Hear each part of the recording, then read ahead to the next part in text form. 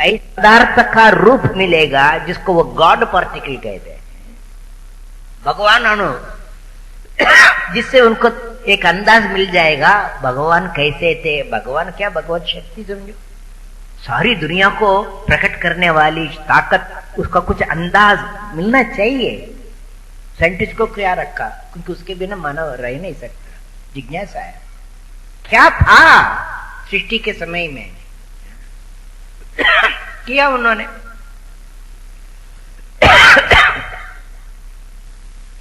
इसी को यहां कहा प्रकृत्यई। यदि आपको ये ब्रह्म समझ में नहीं आता हो तो उसको इस दृष्टि से देखो। ब्रह्म की ताकत कैसी है, प्रकृति है। प्रकृति का अध्ययन करते हैं, वैज्ञानिक भी करता है, उसको नेचर कहता है वो। मैं इसके विस्तार में नहीं जाऊंगा। वैज्ञानिकों का जो विश्लेषण है, अन्वेषण है, जिज्ञासा है, वो संवित साधना नहीं है। बहुत से लोग इस भूल में चले जाता है। वो भी तो खोज कर रहे हैं, सत्य का जरूर कर रहे हैं, पर वो जड़ सत्य की खोज कर रहे हैं, और जड़ कभी भी सत्य हो नहीं सकता। सत्य वो है जो तीन काल में रहे। कोई भी जड़ पदार्थ कितना भी सूक्ष्म क्यों न हो, कितना भी श्रेष्ठ क्यों न हो, जड़ है तो उसका क्षीण होना आवश्यक है। जड़ उत्पन्न होगा तो क्षीण होगा, क्षीण होगा तो हरिओम तत्सत मिट जाएगा एक। हम जब प्रकृति की बात करते हैं, यहां जब भगवती का चतुर्थ नाम बतलाया नमः प्रकृत्यई, तो ये दिखाई देने वाले प्रकृति नहीं है, ये चैतन्य शक्ति है, ईश्वर का स्वभाव है। भगवान गीता में कहते हैं मयाध्यक्षेण प्रकृति सूयते सचराचरम। मेरी अध्यक्षता में, हर एक कार्यक्रम के लिए एक अध्यक्ष होता है ना, उसके होने मात्र से एक नियम आ जाता है, उसके होने मात्र से एक नियति आ जाती है। उस प्रकार परब्रह्म की सन्निधि में, उनकी दृष्टि में प्रकृति सारा काम होता है। कराने वाली ये प्रकृति है, शक्ति है। परब्रह्म शक्तिमान है और कराने वाली उनकी शक्ति है, शक्ति काम करती है। ये चेतना शक्ति है। चिति शक्ति चेतना रूपा, जड़ शक्ति जड़ात्मिका। दो प्रकार की शक्ति हमारे शास्त्र में बतलाया। चिति शक्ति ही चेतना रूपा, चिति शक्ति प्रकट होगी, चैतन्य की ताकत प्रकट होगी तो जिसको होश समझते हो, चेतना, चेतना रूप से प्रकट होगी। और ये जड़ जो प्रकट हो रहा है तुम्हारा पार्टिकल, सब पार्टिकल्स, ये पंच महाभूत, जिससे सारा संसार बना, इसके अंदर भी ताकत है। पानी की कितनी ताकत, बिहार वालों से पूछ के देखो। बंदूक में कितनी ताकत, किससे पूछोगे? अहमदाबाद को पूछो, जयपुर को पूछो, बेंगलुरु को पूछो, दिल्ली को पूछो, बड़ी ताकत है।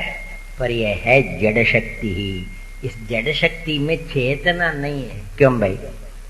जो बंदूक चला रहे हो, उस बंदूक को और बंदूक के अंदर जो गोली है उसको पता नहीं है कि किसको क्यों मार रहे हैं, पता नहीं, वो मार देगा। चाहे वो धर्म की दृष्टि से एक अत्याचारी को एक सिपाही मार रहा हो, या एक कायर आतंकवादी आके एक निरपराधी को, बच्चों को मार रहा हो, गोली को उससे कोई मतलब है, जड़ शक्ति है। इसलिए शक्ति का प्रयोग सही हो रहा है, गलत हो रहा है, ये निर्णय कौन करेगा? चेतना शक्ति। प्रयोग करने वाला चेतन होगा तब ठीक है। अरे सारे संसार में भगवान शक्ति का प्रयोग कर रहे हैं, क्या जड़ शक्ति से कर रहे हैं? जिसको ये मापने गए हैं ये साइंटिस्ट, और उनको ऐसा तमाचा मिला, पता नहीं ये समाचार आपको मिला कि नहीं। परीक्षण करके 2 दिन के अंदर अंदर ही वो टप हो गया। और टप करने वाले 2-4 ऐसे छोटे स्कूल के लड़के थे, उन्होंने क्या उसको कहते हैं, हैकिंग कर दिया, कंप्यूटर को हैक कर दिया। जिस कंप्यूटर को लेके कर रहे थे उसी में उन्होंने गड़बड़ी पैदा कर दी, चोरी करके। विचार करो, ऐसी प्रक्रिया से हम भगवत शक्ति को मापते नहीं है। कल विस्तार से देखेंगे, माँ को मापते नहीं है। माँ को कहीं मापते हैं? इसलिए ये प्रकृति जो है ये चेतन शक्ति है, जानती है। जानते हुए अपने ज्ञान के द्वारा, कल्याण दृष्टि के द्वारा ये सृष्टि करती है, स्थिति करती है, लय भी करती है। तो कल्याणकारी बुद्धि है इसके अंदर। इसलिए 5वां नाम रख दिया भद्रा। ये प्रकृति जो है ये भद्रा है। भद्रा माने कल्याण करने वाली, भद्र माने कल्याण। भद्रम करणे विष्णुयाम देवाः, शांति मंत्र बोलते हो ना, हम कल्याण देखें, कल्याण बोले, कल्याण करें। ये प्रकृति कल्याणकारी प्रकृति है। ये सारी सृष्टि को इसलिए क्रीड़ा बतलाया। अब क्रीड़ा कोई हिंसात्मक थोड़ी है। यदि खेल से भी अनर्थ हो जाए, हिंसा हो जाए, फिर वो खेल है ही नहीं। इसलिए जगत की सृष्टि भगवान कल्याण दृष्टि से किया, कल्याण के लिए किया। अब नहीं समझने वाले उसका दुरुपयोग करके फिर दुख पावे, वहां भी चेतन शक्ति ही सिद्ध हो रही है। तुम चेतन शक्ति को ठीक तरह से काम में नहीं लिया, विचार नहीं किया, समझने की कोशिश नहीं की। चेतना को काम में लो, काम में लेके विचार करके देखो तो संसार में कल्याण ही कल्याण है। ये जो बाहरी प्रकृति के प्रवाह में कभी बाढ़ आ जाती है, कभी भूकंप आ जाता है, कभी सुनामी आ जाती है, कोई बात नहीं।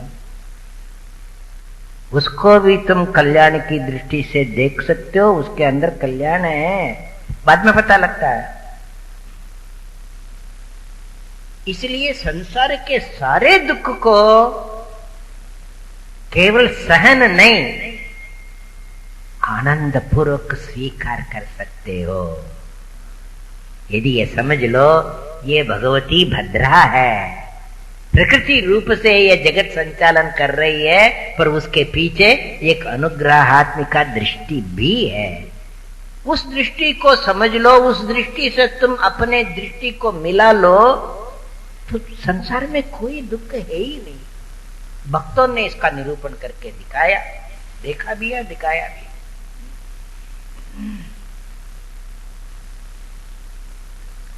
बंगाल में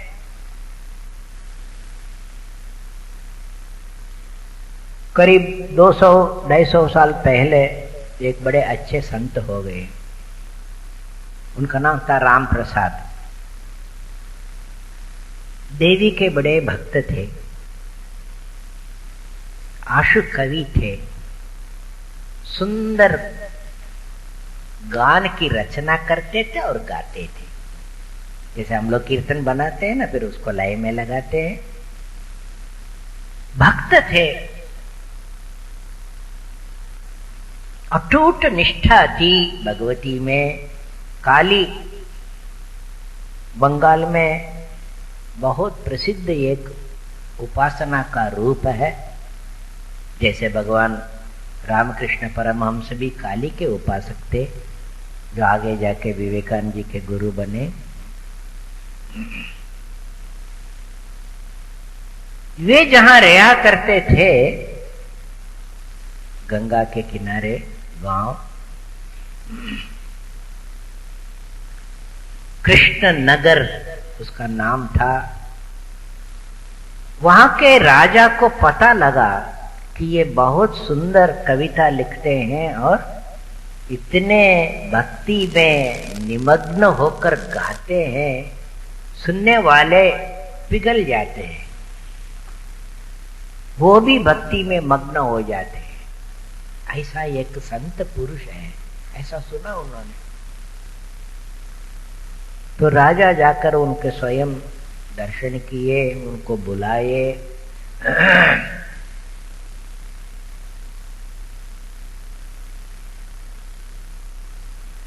उनकी दरिद्र दशा को देखा तो उनको दया आई। उन्होंने कहा कि आप यहां महल में रहो, तुम्हारी सारी आवश्यकताओं को मैं पूरा कर देता हूं। राम प्रसाद ने कहा कि राजन, मुझे ऐसे ही रहने दो, महल में आने के बाद पता नहीं मेरी भक्ति कहीं हरिओम तत्सत नहीं हो जाए। मुझे भगवती की सेवा